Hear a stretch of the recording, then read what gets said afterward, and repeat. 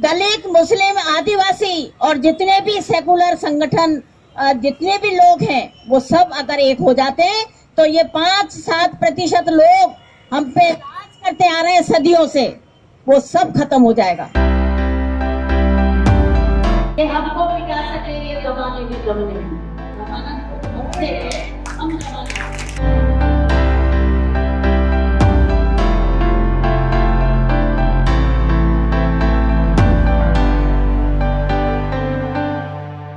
आदाब, आप देख रहे हैं आवाज द वॉइस और मैं हूं आपके साथ यास्मीन खान। आवाज द वॉइस का ये जो स्पेशल इंटरव्यू है ये आज एकदम स्पेशल होने वाला है क्योंकि बहुत ही खास मेहमान ने आज हमें ज्वाइन किया है जिनका नाम है निशात हुसैन। बेहद खास मेहमान है, काफी कुछ लाइफ में इन्होंने अचीव किया है। तो आज हम जानेंगे इनकी जिंदगी के सफर के बारे में और जो इनका एक्टिविज्म है उसके बारे में। बहुत बहुत शुक्रिया मैम हमें वक्त देने के लिए। शुक्रिया, आपने भी हमें याद किया उसके लिए। जी मैम, जैसा कि मैं पहले अपनी ऑडियंस को आपका थोड़ा तारुफ दूं कि आप जो हैं एक फीमेल काजी हैं, तो इस सिलसिले में मेरा आपसे सवाल रहेगा कि देखिए जब हम इंडिया की बात करते हैं तो एक औरत का काजी होना काफी लोगों के लिए अभी भी एक शौक के तौर पे सामने आता है क्योंकि वो कहते हैं कि एक औरत तो काजी हो नहीं सकती है। और एक खवातीन या एक खातून का निकाह पढ़वाना, उन्होंने कभी शायद तसव्वुर में भी वो बात नहीं आई होगी कि एक औरत जो है निकाह पढ़वा सकती है। तो ये एक बहुत बड़ा स्टीरियोटाइप था हमारी सोसाइटी में जिसको आपने ब्रेक किया है। तो प्लीज आप मुझे थोड़ा अपने सफर के बारे में बताएं, कितना चैलेंजिंग था और क्यों आपने इस चीज को ऑप्ट किया। जी जी जी जी पहला सवाल आपका मेरे बारे में यही है कि ये चैलेंज कैसे हम लोगों ने फाइट किया है।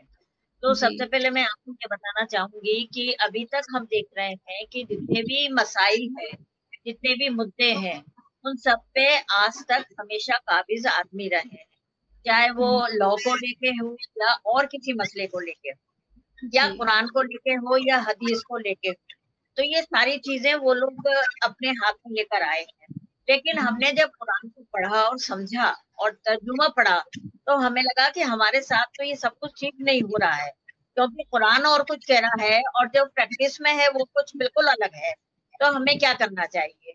तो हम कुरान पे चले या ये जो कुछ हमको जो जो अगर हमने ये लफ्जों में कहूँ कि कट्टरपंथी लोग हमको जो समझा रहे हैं उस पे चले हम, या जो जिन्होंने दुकानें खोल रखी है उन पे चले हम।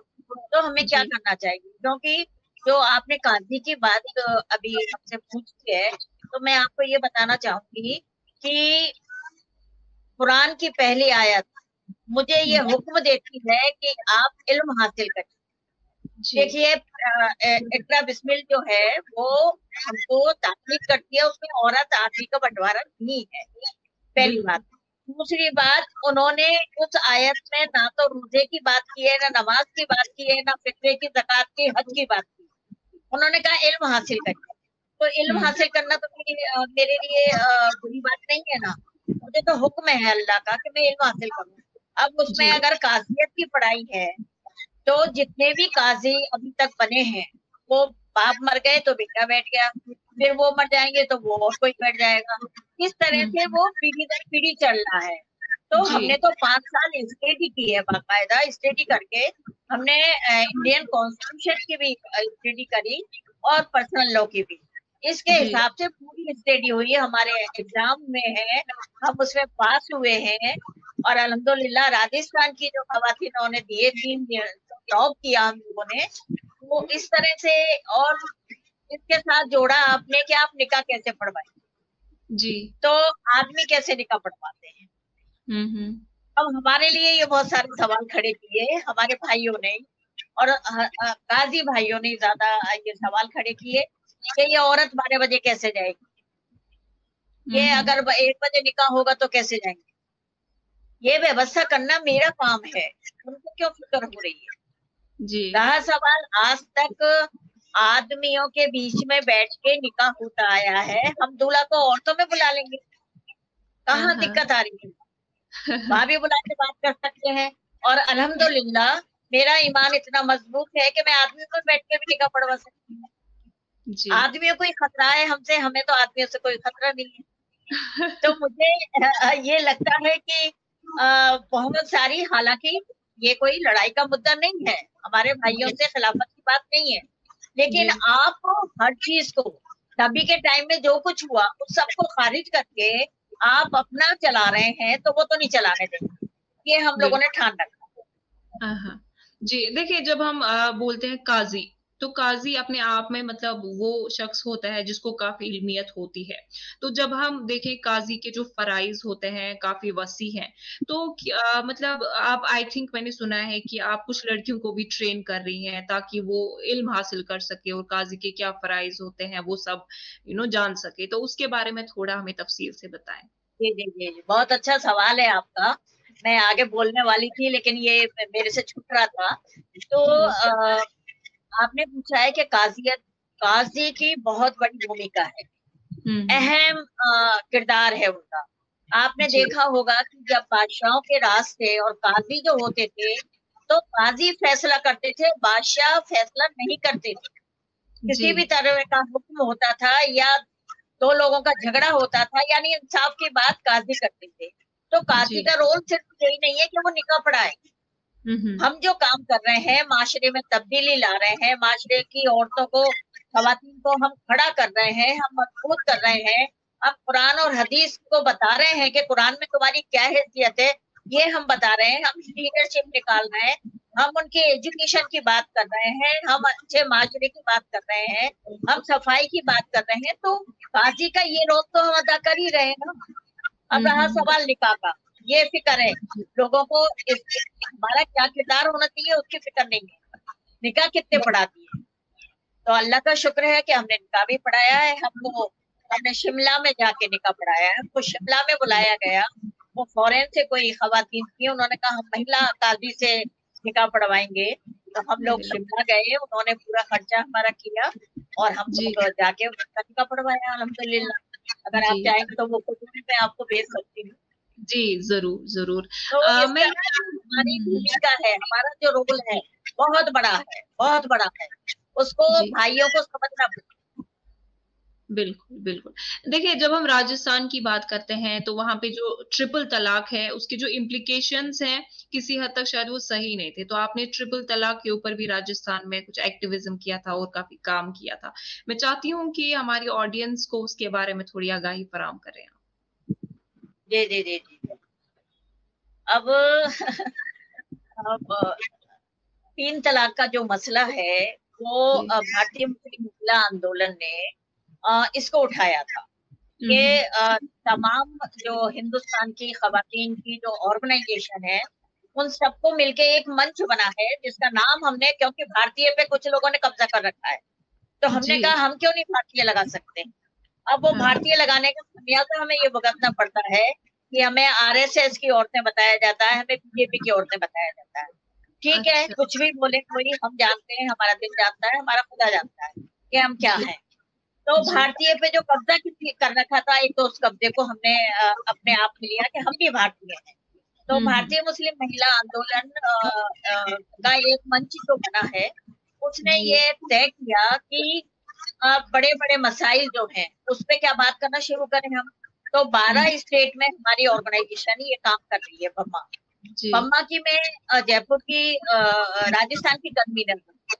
तो यहाँ पर जो ट्रिपल तलाक की बात की तो हम लोगों ने, क्योंकि हम जमीर से जुड़ के बात करते हैं, हम मुस्लिम पर्सनल लॉ बोर्ड की तरह एयर कंडीशन में बैठ के बात नहीं करते हैं, क्योंकि उन्होंने खवातीन को लेके कभी भी अच्छे फैसले नहीं किए, हमेशा उन्होंने मर्दों की बात रखी। तो ये गुस्सा भी मुझे तो बहुत ज्यादा है कि ये मेरी तरह एक ऑर्गेनाइजेशन है और मैं इनकी बात क्यों मानूं। मैं कुरान को मानूंगी, मैं हदीस को मानूंगी, जो उसमें लिखा है उसको मानूंगी, मैं नबी को फॉलो करती हूँ, उनकी बात मानूंगी। तो ये सारी चीजें जो ट्रिपल तलाक पे आ रही थी कि एक बैठक में तलाक दी थी, हमने 12 स्टेट की खवातीन को इकट्ठा किया बॉम्बे में और जनसुनवाई हुई हमारी हेड ऑफिस में। हजारों महिलाएं इकट्ठी हुई और आप यकीन नहीं करेंगे कि उनका रोना, उनके बच्चे छोटे छोटे यंग लड़कियां, वो कहाँ जाएंगी। ये 2 धड़े क्यों बनाए जा रहे हैं, एक औरतों का एक आदमियों का, हमको क्यों दुश्मन बना रहे हैं, समझ में नहीं आ रहा है। ये आपके माशरे की बहन बेटियां ये कहाँ जाएंगी, ना पियर में जगह ना ससुराल में जगह, तो ये कहाँ जाएंगी फिर। तो ये जी तकलीफ हमको बहुत ज्यादा थी कि हम करें क्या। तब जाके हमने, अच्छा फिर क्या था कि सुप्रीम कोर्ट तक गए। तो जी सुप्रीम कोर्ट में और बहनें भी हमारी गई, 3 तलाक जिनको दे दिया गया था, हमने हलाला पे और ये मोनोगेमी पे और इस पर ट्रिपल तलाक पे हमने रिट कर रखी हुई थी। तो हमारी रिट इसमें सुनवाई हुई कि ये 2 चीज हम बाद में देखेंगे, पहले ट्रिपल तलाक को देखते हैं। तो जी 12 स्टेट का जो एक किताब शाया की थी हमने, वो वहां पेश की पे और बिल्कुल साइन पेश किए गए सारे कि आप बताइए ये सारी हकीकत है, हम क्या करें। तो सुप्रीम कोर्ट ने बहुत सीरियसली हमारी इस बात को लिया और जो स्टैंड तलाक था उसको उन्होंने बैन कर दिया। जी अब स्टैंड तलाक तो बैन हो गया है, लेकिन खुद सुप्रीम कोर्ट में 400 के करीब केस ट्रिपल तलाक के पहुंच गए और हमारे हमारे पास भी बराबर आ रहे थे। तो हमने कहा अल्लाह क्या करें अब हम लोग, क्योंकि हम आयत को लेके कहाँ जाए। तब तक कोडिफाइड नहीं होगा, कोडिफिकेशन नहीं होगा, तब तक हम कहाँ बात करें, किससे बात जी करें। तो लॉ होना बहुत जरूरी है। तब बिल्कुल जाके हमने ये शुरू किया कि सुप्रीम कोर्ट में फिर से हम लोगों ने इंतजार लगाई कि सर लॉ नहीं है, लॉ नहीं है तो कहाँ जाए, इस जी औरत को कैसे मदद करें हम। तब जाके सुप्रीम कोर्ट ने सख्ती के साथ सरकार से कहा कि आप लॉ बनाइए। मेरा ये मानना है कि ये कुरान की जीत हुई है, क्योंकि कुरान में जो तरीका है तलाक जी देने का वो यही है कि आप एक बैठक में तलाक नहीं दे सकते हैं। एक तलाक दिया, लड़की वहीं रहेगी, औरत वहीं रहेगी, एक ही कमरे में रहेगी, बिस्तर अलग हो जाएंगे, फिर से उनका रुजू हो सकता है। ये सारी चीजें लॉ में है। उन्होंने जी टोटल लॉ जो बनाया है कुरान के हिसाब से, लेकिन हम्म उस पे भी देखिए आप कितना हंगामा हुआ था। लाखों जी औरतें निकालती, लाखों औरतों के जुलूस निकलवाए, शरिया खतरे में है, ये खतरे में, वो खतरे में है। और जी लेकिन ऐसा कुछ नहीं था। हमारे लिए कहते ये 4 औरतें क्या कर लेंगी।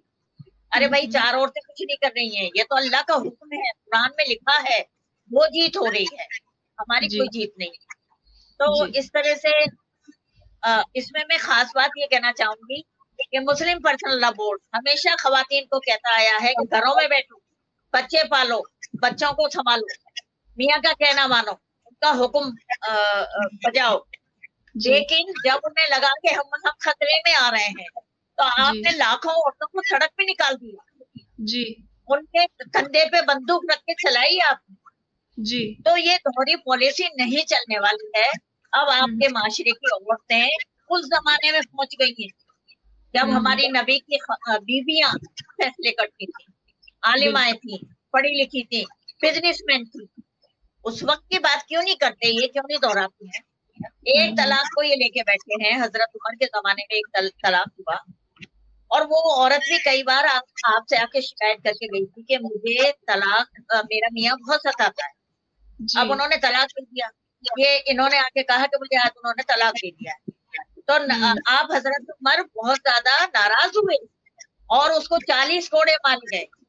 ये जी पूरा है, लेकिन ये बात नहीं बताएंगे कि 40 कोड़े मारे, उसको सजा दी गई, आप गुस्से में थे। और दूसरे की बातें सुनने में आती है इसमें कि वो कोड़े मारे गए थे कि वो अल्लाह को प्यारे हो गए थे, और एक तरफ ये कि उनको मारे गए थे, मतलब। जी तो आप ये समझिए ना, सजा मिली ना उसको। भाई एक बिल्कुल बैठक में तलाक देने की सजा मिली ना, आप उसको सजा की बात नहीं कहेंगे, ये कहेंगे हजरत उमर के जमाने में तलाक हुआ। तो ये सारी चीजें हैं जो हमारे समझ में आ रही हैं। और अल्हम्दुलिल्लाह हम अपने माशरे की खवातीन को तो ये दिखा रहे हैं कि कुरान में तुम्हारी जो हैसियत है वो आदमी के बराबर है, किसी से कम नहीं है। बल्कि बल्कि अल्लाह ने हमको आदमी से ज्यादा रुतबा दिया है, बैत की जन्नत हमारे नीचे ही बनाई है, जी वो आदमी के नीचे नहीं बनाई है। अल्लाह जानता था ये इस लायक नहीं है, हमें जी ही बनाया है। बिल्कुल बिल्कुल जो आपका एक्टिविज्म है इसमें आपने काफी हद तक जो है पॉलीगैमी या हलाला जो है उस पे भी काम किया है तो उसके बारे में थोड़ा हमें बताइए कि ग्राउंड रियलिटी जो है वो क्या है और किस तरह का काम आपने उस पे किया है। हाँ जी, पॉलीगैमी का जो ये भी बहाना देखिए कुरान और हदीस और नबी से जोड़कर पेश करते हैं। हमारे नबी ने तो इतनी शादियां की थी, लेकिन ये नहीं बताएंगे उन्होंने किस कंडीशन में शादी की, कैसी शादियां की, क्यों शादियां की, वो नहीं बताएंगे। आज इस वक्त जो है इस पे कोई लॉ नहीं है अपने चार शादी पे। हालांकि कुरान में यह है कि अगर आप किसी औरत से शादी करने जा रहे हैं तो पहली वाइफ की परमिशन लीजिए। बिल्कुल। उसके भी बहुत सारे रीजन है कि वो पागल है, दीवानी है, बच्चे नहीं हो रहे हैं, ये सब कुछ, या किरदार से वो खराब हैं। तो जी सब में समझाने की बात की है कि इंसान से गलतियां होती हैं। तो जी ये सब चीजें तो नहीं होके अच्छी खासी बीबियां हैं, उनसे नहीं पूछ रहे हैं, खूबसूरत हैं, पढ़ी लिखी हैं, अच्छी हैं, लेकिन इस वक्त हमारे पास कम से कम 8-10 केसेस चल रहे हैं जो दूसरी शादी करके बैठ गए हैं और पहली वाली के पास जा ही नहीं रहे, बच्चों की तरफ देख ही नहीं रहे। तो इस बिल्कुल। पे जो है हम अपनी लड़ाई को लड़ रहे हैं और लॉ इंशाल्लाह इसकी भी आएगा, अल्लाह ने चाहा तो पोलोगेमी पे। और काफी हमने समझाइश की है आदमियों में, क्योंकि हमें हमें ये लगा कि जुल्म करने वाले से हम कभी बात नहीं कर रहे हैं। जो जुल्म जुल्म सहके आ रही हैं, हम हमेशा उनकी काउंसलिंग करते हैं। तो क्या जी हमें आदमियों में भी जाना चाहिए, उनसे बात करनी चाहिए? तो फिर हमने बड़ी हिम्मत करके आदमियों के कैंप किए और वहां पे हमने इसकी शुरुआत करी कि देखिए आप औरतों के साथ हुस्न सलूक करें। नबी का फरमान है कि जो और बीवियों के साथ अच्छे से बर्तावा करेंगे वो मेरे बराबर में बैठेंगे। तो आप इन सब चीजों को समझो। वहां पर जिन आदमियों में हमने बात की, उन्होंने कहा अल्लाह तौबा तौबा, हमें तो ये सब पता ही नहीं है कि जी कुरान में क्या है, हमारे क्या हक है, हमें नहीं पता। और हम तो गाली देना, लपड़ थप्पड़ देना तो मामूली बात समझते हैं, लेकिन हम आज से तौबा कर रहे हैं ये सब नहीं करते। तो ये अच्छा बड़े कामयाब हमारे वो रहे। उन्होंने एक बहुत अच्छी बात, किसी ने ऑब्जेक्शन किया कि साहब औरतें क्या, आप हमको आके कोई मस्जिद के कोई मौलाना आ गए थे, उन्होंने बड़ा एतराज किया कि साहब क्या औरतें आके हम उनको समझाएंगे। तो वहीं के जो आदमी थे वही लड़ पड़े कि आपने हमेशा कुएं का मेढक बना रखा है हमको, वहीं उछलते हैं, वहीं कूदते हैं, वहीं पटकते हैं, आपने क्यों नहीं बताई हमें ये इतनी अच्छी बातें कि माशरे में क्या क्या है? तब जाके वहीं पे लोगों ने उनको खामोश किया। तो हमें बड़ा अच्छा लगा और ये करीब करीब हमारा यूथ के साथ वार्ता है। स्कूल में जेंडर की समझ को लेके हम लोग अभी से काम कर रहे हैं कि बच्चों जी में अगर ये समझ बनती है लड़के और लड़कियों में तो ये बहुत बड़ी बात होगी। तो वो कर रहे जी हैं हम लोग इस तरह से। जी तो देखिए जब हम और लाला की और बात जो आपने की है, ये एक जी बड़ा खतरनाक हमारे पास केस आया था कि अपनी बीवी को वो जुए में हार गए ओ और जुए में हारने के बाद में उन्होंने धोखे से वो अपने दूसरे मकान पे ले गए। वहां अपने दोस्त को बुला रखा था, इनको कोई नशे की दवाई दी, सर दर्द हो रहा था वाइफ को, और उनके साथ रात भर उनके पति ने सॉरी उनके दोस्त ने उनसे रिश्ता बनाया। जी वो बेहोशी की हालत में रही, उनसे जी रिश्ता बनाया और वो मियाँ जो था वो वीडियो बना। ओहो आप ये देखिए कमाल की बात, मतलब हम किस पे यकीन करें? जब तक हम अपने आप को मजबूत नहीं करेंगे या औरतों को हम मजबूत नहीं करेंगे तो कैसे काम चलेगा? जी तब हमने जब महिला की आंख खुली और उसने देखा कोई गैर मर्द मेरे बराबर है और मैं बिल्कुल बगैर कपड़ों के, जी तब जाके उसको होश आया और वो चीखे चिल्लाई। तो मियां ने मुंह बंद कर दिया कि मैंने वीडियो बना लिया है, अगर ज्यादा गड़बड़ करेगी तो सबको दिखा। लेकिन जी अंदर से वो टूट रही थी, तो उसको नहीं लग रहा था कि मेरे संग क्या हुआ है। वो जी पुलिस गई, वहां सुनवाई नहीं हुई उसकी, फिर वो हमारे पास आई और जी हमने पूरा केस लड़ा उसका। 3 महीने की सजा हुई उसके पति को और तलाक हुआ उसका वहां से। और वो जो आदमी जिसने रेप किया था वो आज तक दुबई में भागा हुआ है, वो नहीं है यहाँ पे। तो अच्छा इस तरह के बड़े मजबूरी भरे केस आते हैं। अब उसमें अगर आदमी जिन्हें इंसाफ करना चाहिए, अगर वो ये कहते हैं कि ये तो औरत ही ऐसी थी, जी तो आप तो अच्छे थे ना, आप क्यों गए औरत के पास? बिल्कुल अगर औरत ऐसी थी तो आपको किसने हुक्म दिया कि आप चले जाए? पता बिल्कुल औरत बुरी क्या पत्थरों से हो रही है क्या? औरत को बुरी करने वाला है कौन? जी कोई भी औरत घर से बाहर जाती है, मुसलमान औरत, कहेंगे अकेली मत जाना, अकेली मत जाना, खतरा है। आप ये बताइए ना खतरा किससे है? सही बात है उस पर बात नहीं करते आप। खतरा तो आप लोगों से ही है ना। मेरे नबी ने फरमाया नजरें नीचे रखिए, आपका भी पर्दा है, मर्दों का भी, औरतों का ही नहीं है, आदमियों का भी।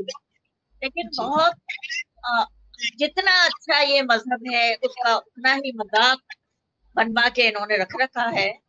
तो नबी ने फरमाया था कि इस्लाम को किससे ज्यादा खतरा होगा, तो आपने फरमाया था कि मेरे आलिम हो। वो दौर हम देख रहे हैं।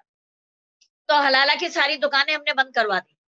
राजस्थान में तो हमने खूब प्रेस कॉन्फ्रेंस करी, खूब हल्ला मचाया, धरना प्रदर्शन, उस औरत को ले जा के सब किया हमने। तो यहाँ तो अल्लाह का शुक्र है इतनी दहशत है। वैसे भी खैर दहशत तो है मेरी यहाँ पे काफी, औरतों के संग जुल्म ज्यादती करने से पहले भी जो पूछ रहे हैं, औरतें तड़ियां मारती है कि निशांत मैडम के पास जा रहे हैं, तो वैसे भी डर जाते हैं लोग। फिर मेरा महिला थाने पे भी, महिला सड़क सुरक्षा केंद्र फिलहारी भी, वहाँ भी अपनी ऑर्गेनाइजेशन का ये खुला हुआ है। तो वहाँ भी होते हैं ये केस आते हैं। संस्था का तीसरा काउंसलिंग सेंटर। मुझे बताइए कि देखिए, जब हम भारत की बात करते हैं तो यहाँ पे सिर्फ मुसलमान नहीं है, हिंदू, सिख, ईसाई सब लोग हैं। तो अभी जिस तरह के हालात है देश में, तो ऐसे में मुझे लगता है कि जो पढ़े लिखे लोग हैं उनको कम्युनल हार्मनी, आपस में जो भाईचारा है उस पे काम करने की जरूरत है। तो आपका जो एक्टिविज्म का एक हिस्सा ये भी है कि आप कम्युनल हार्मनी पे काम करती हैं। तो क्या क्या स्टेप्स आप लेती हैं और किस तरह से नौजवानों को समझाती हैं कि हमें आपस में भाईचारा मेंटेन करने की जरूरत है? असल में मैं एक बहुत छोटी सी जगह की बेटी हूँ जी। करौली एक छोटी सी जगह है राजस्थान में, वहाँ की बेटी हूँ। और वहाँ लड़कियों को नहीं पढ़ाया जाता। मैं अकेली एक मुस्लिम लड़की हूँ जो जिसने वहाँ पे 10th किया। और मैं गर्ल्स स्कूल 1200 लड़कियों में मैं अकेली गर्ल लड़की थी मुसलमान, और मैं गर्ल्स स्कूल की प्रेसिडेंट 9th क्लास में पढ़ गई। तो ये खुलूस, ये मोहब्बत, ये अपनापन मैंने देखा कि मेरी टीचर डांस कर रही है और मुझे एक जुलूस की शक्ल में घर छोड़ा जा रहा है। अच्छा, मेरा जो मोहल्ला है वो पूरा गैर मुस्लिम का है, तो वहां पे कोई ना कोई रिश्ता है। वहां मेरा कोई ताया है, कोई चाचा है, कोई और कुछ है, कोई और कुछ है। इस तरह का सारा वो हमारा चला वो माहौल हमने देखा। जब मैं शादियों की यहाँ आई तो मैं नाबालिग थी। अल्लाह के करम से फटाफट 3 बच्चे हो गए। फिर उसके बाद समझ आई कि नहीं, ये बच्चे तो क्या हो रहे हैं, क्यों हो रहे हैं। फिर उसके बाद अपने आप को संभाला, बच्चे बड़े हुए, तो मैं एक गरीब स्कूल में पढ़ाने के लिए जाने लगी। मेरा जो ससुराल है वो हाईली एजुकेट है। मेरे हस्बैंड गजेटेड ऑफिसर थे और उन्होंने बहुत कोऑपरेट किया। 2013 में उन्हीं का है, लेकिन आज मैं उन्हीं की बदौलत हूँ। या तो उनका मेरा रिश्ता खत्म होता, क्योंकि मैं इतनी जज्बात में थी यहाँ का माहौल देखकर। जब हमने यहाँ पे मैंने बीए किया, बीएड किया, गरीब बच्चों को स्कूल चलाया। उसके बाद 89 में जब पहला धक्का, तब मुझे लगा कि मेरी दादी जो कर्फ्यू का माहौल सुनाती थी उसमें तो जमीन आसमान का फर्क है। यहाँ तो ये लोग बात खड़े हुए हैं, लकड़ी लेके खड़े हैं, डंडे लेके खड़े हैं, पीपे लेके खड़े हैं, तो ये कैसा कर्फ्यू है। खैर उस वक्त पुलिस से झड़पी हुई हमारी काफी, और बहुत लंबी कहानी है, इसको लेके भी मैं कैसे निकल पाई हूँ उसको लेकर। तब जाके मुझे लगा कि क्योंकि उस वक्त ऋषि आलम नगर में 35 लोग मरे थे, जिसमें औरतों का बहुत बुरा हश्र हुआ। तो वो सब मुझे बर्दाश्त नहीं हो रहा था, क्योंकि अंदर कुदरती कोई ना कोई चीज होती है, ये आप चला के नहीं पैदा कर सकते। तब मुझे लगा कि नहीं, मैं घर में नहीं बैठूंगी, मुझे कुछ करना है, क्योंकि औरतों की जो जाती है समाज में घटित होने वाली प्रत्येक घटना का खमियाजा खवातीन भुगतती है। दंगे में अगर उसका बेटा मरा है, उसका पति मरा है, उसका घर जला है, उसकी इज्जत लुटी है, सब वो भुगत रही है जी। हम तो किसी से लड़ने नहीं जाते हैं ना, हम तो किसी को दंगा करने नहीं जाते। फिर क्या बात है कि हमारे साथ ये सब कुछ होता है। तब जाके मैंने ठाना कि मुझे ऑर्गेनाइजेशन बनानी है, और मैंने फिर 5 साल तक ऑर्गेनाइजेशन बनाई। उसमें बहुत दिक्कतों का सामना करना पड़ा, क्योंकि एक तो मुस्लिम महिला, राजस्थान के इतिहास की पहली ऑर्गेनाइजेशन है नेशनल मुस्लिम वीमेन वेलफेयर सोसाइटी। इससे पहले कोई खवातीन की सोसाइटी नहीं। अच्छा। तो आदमियों को तो बहुत अचंभा था कि ये औरत कैसे निकल गई। और आज से 30 साल पहले बिल्कुल यंग थे हम भी, तो हम पहले उनकी नजर में औरत हैं, बाद में कुछ होंगे आप। ये भी एक वो बना के रखा कि मैं औरत जरूर हूँ, लेकिन आपकी तो गंदी नजर भी नहीं पड़ने दूंगी। इस चीज को औरत बहुत अच्छे से, बहुत सारे लोगों ने फटकारा, तब हमारी औरतें आप जैसी थोड़ी हो जाएगी, लेकिन फिर भी मैंने हिम्मत नहीं हारी। इस ऑर्गेनाइजेशन को खड़ा किया, और दंगे के टाइम मुख्यमंत्री आदरणीय भैरव सिंह जी शेखावत थे, जिन्होंने मेरी दबंगाई को देखकर मुझे बहन बनाया और कहा तू मुझे राखी बांधेगी, बहुत बहादुर है। और मैंने कहा सर बीजेपी को राखी नहीं बांध रही, एज ए भैरव सिंह राखी बांध रही हूँ, जो कि एक सेकुलर पॉलिटिशियन है जी। तो यहाँ से हमारी बात हुई, लड़ाई हुई, यार्ड एक्ट पे काम किया मैंने, बेगुनाहों को जेल में बंद किया, उनकी लीगल लड़ाई लड़ी, उनके घर वालों को लड़ी। अब आपने जो सवाल किया ये बहुत लंबा है सांप्रदायिक का, ये काम मेरा आज तक चल रहा है।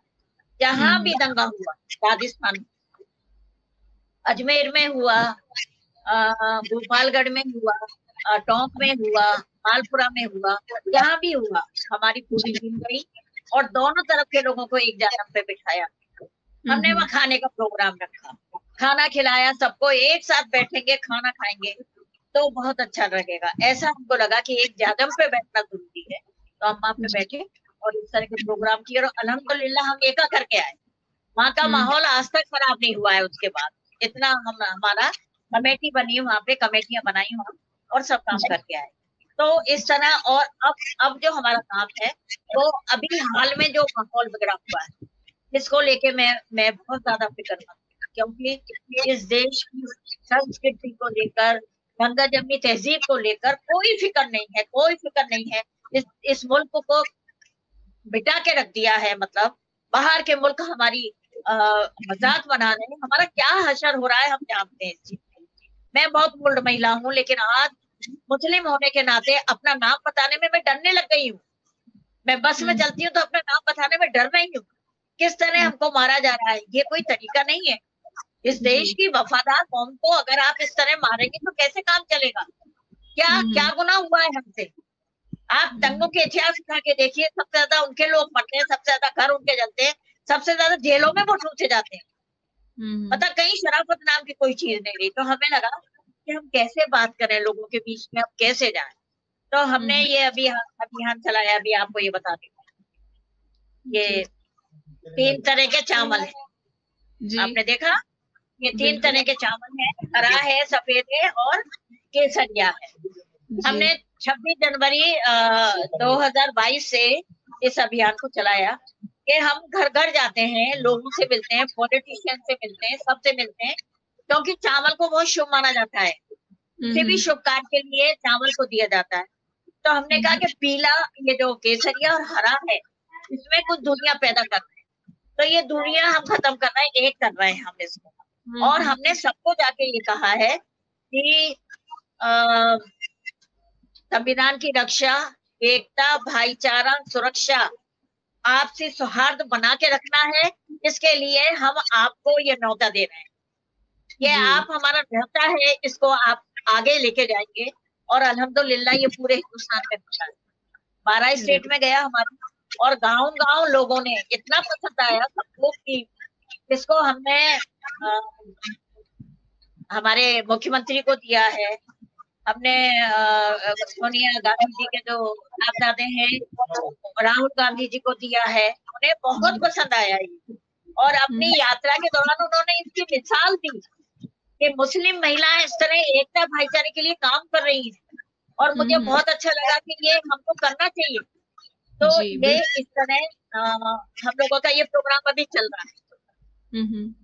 और इसका उद्घाटन हमने जो हमारे पुलिस कमिश्नर थे उनसे करवाया, और जो किताब हमने शाया की फिर इसकी एक, उसका हमने डीजी राजस्थान के जो डीजी है उमेश मिश्रा साहब से करवाया, और बहुत लोगों को हमने उसमें फोटो। देखिए, ऐसे में अगर हम औरतों के हक की, उनके हुकूक की बात करें तो इनहेरिटेंस लॉ के रिगार्डिंग मेरा एक सवाल है कि अक्सर मुस्लिम मुआशरे में ये होता है कि अगर कोई लड़की है तो प्रॉपर्टी में उसको हक नहीं दिया जाता है, जबकि इस्लाम में वाज़ह तौर पे ये है कि औरत भी जो है उस प्रॉपर्टी का हक जो है उनका भी है। तो इस पूरे मामले को आप किस तरह से देखती हैं? जी जी जी, ये भी आपका सवाल बहुत अच्छा है, क्योंकि देखिए हमारे कुरान से, जो कुरान में लॉ है ना, वो लिए गए हैं। हमारे इंडियन कॉन्स्टिट्यूशन में बहुत सारे लॉ हैं, क्योंकि प्रॉपर्टी राइट्स हमारी हिंदू बहनों को अभी कुछ सालों से ही मिला है, पहले नहीं मिला था, अभी लॉ बना है उनके लिए। लेकिन हमें तो 1500 साल पहले मिल गए। लेकिन हकीकत वही है कि लड़की की शादी हो गई है, बहुत कम ऐसी लड़कियां हैं जो हिम्मत करके ये करती हैं, या वालिदैन ये समझते हैं कि मैं अल्लाह के घर में दामन पकड़ेंगी, इनको इनका हिस्सा मिलना चाहिए। बहुत कम ऐसे इंसाफ वाला माँ बाप है या भाई है। अच्छा, बहनें तो ज्यादातर हैं, इसको हम बाकायदा हमने कुरान के मिसालें देके सबको बताया है, और लड़कियां मांगने लगी हैं। लड़कियों का ये कहना है कि पेड़ छूट जाएगा। हमारा सवाल है, क्यों छूटेगा पेड़? भाई क्यों नहीं कहता है मेरे बाप का घर छूट जाएगा? वो जब अपनी प्रॉपर्टी में से हिस्सा लेता है, आप तो अपने वालिदैन के में से ले रहे हो ना, आपको भाई थोड़ी दे रहा है। भाई क्यों छूटेगा आपका? भाई थोड़ी दे रहा है आपको, आपके वालिदैन दे रहे हैं। ये चीज हम समझा रहे हैं, और अल्लाह का शुक्र है कि जब ये डराया है कि तुम्हारा दामन पकड़ेंगी अगर इंसाफ नहीं करोगे, तो अभी कुछ हालात में ये हुआ है कि खवातीन को प्रॉपर्टी में राइट्स मिलने लगे हैं, और लिखित में जो भी वो अपना बनाते हैं, जो पार्टीशन करेंगे वो अपने हिसाब से खवातीन का, लड़कियों का हिस्सा दे रहे हैं। बिल्कुल मुश्किल है, इतना आसान नहीं है, लेकिन रास्ते पे आ रहे हैं। बिल्कुल बिल्कुल।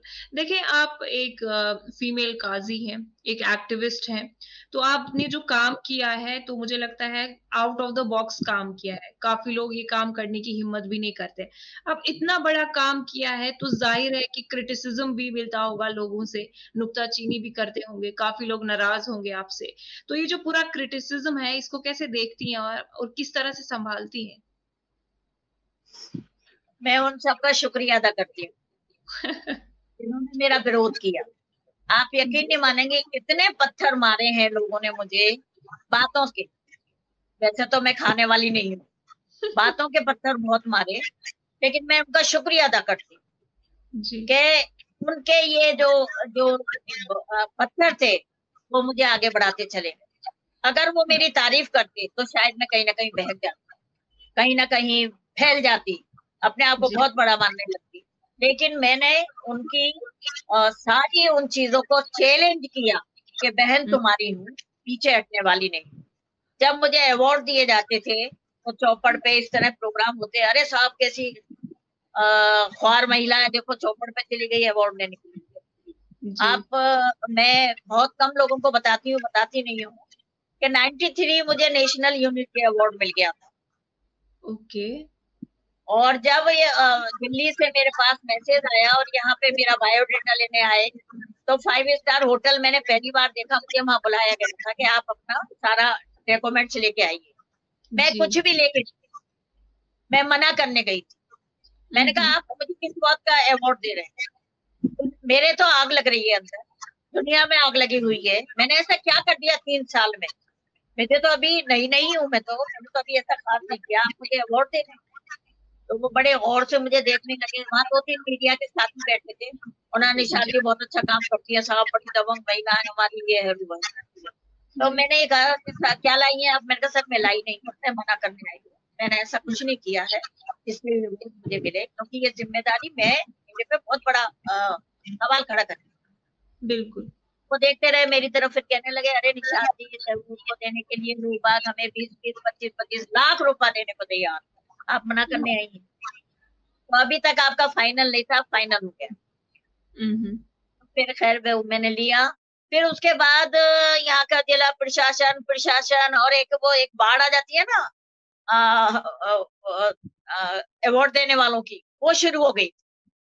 शांति दूत अवार्ड और फलाना ढिमका बहुत ज्यादा दिए लोगों ने। बहुत खैर मुझ पे यकीन किया, मैं उनकी शुक्रगुजार हूँ सबकी। लेकिन मुझे कभी भी कोई अवार्ड लेके खुशी नहीं। इसलिए नहीं हुई कि जो यकीन मुझ पे किया जाता है मैं उसके लायक हूँ या नहीं, मैं खरी उतरूंगी या नहीं। तो ये फिक्र मुझे हमेशा है। और अल्हम्दुलिल्लाह मैंने अभी तक किसी की बात खराब नहीं होने दी है, सबके अवार्ड की इज्जत रखी। जी, माशाल्लाह, माशाल्लाह, बहुत अच्छी बात है। तो मुझे लगता है ये जो इंटरव्यू है, ख़ासकर जो हमारी औरतें हैं, उनको ये सुनना चाहिए ताकि वो भी वो करेज उनमें आए कि वो अपने जो हक की लड़ाई है, वो लड़ सकें। बहुत-बहुत शुक्रिया मैम हमें वक़्त देने के लिए, बहुत शुक्रिया आपका।